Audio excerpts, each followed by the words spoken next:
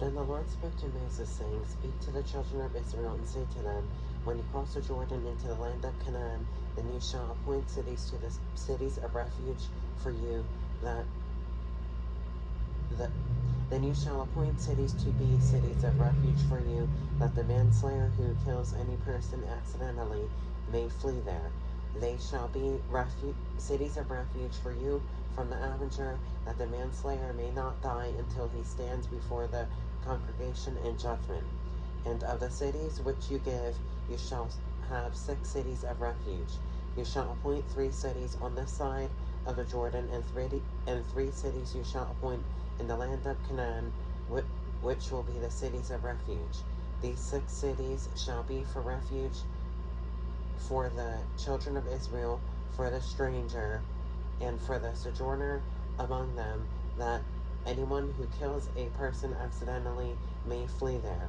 But if he strikes him with an iron implement so that he dies, he is a murderer. The murderer shall surely be put to death. And if he strikes him with a stone in the hand by which one could die, and he does die, he is a murderer. The murderer shall surely be put to death.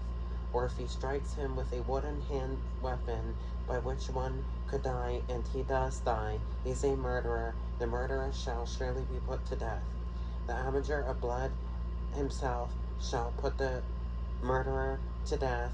When he meets him, he shall put him to death. If he pushes him out of hatred, or while waiting in wait, hurls something at him so that he dies, or in enmity he strikes him with his hand so that he dies, the one who struck him shall surely be put to death.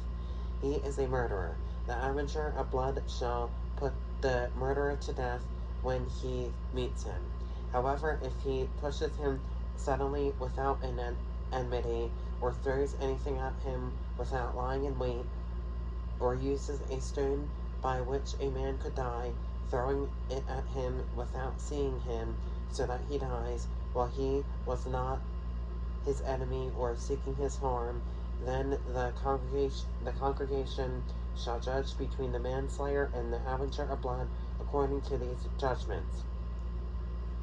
So the congregation shall deliver the manslayer from the hand of the avenger of blood, and the congregation shall return him to the city of refuge where he had fled, and he shall remain there until the death of the high priest who was anointed with the holy oil.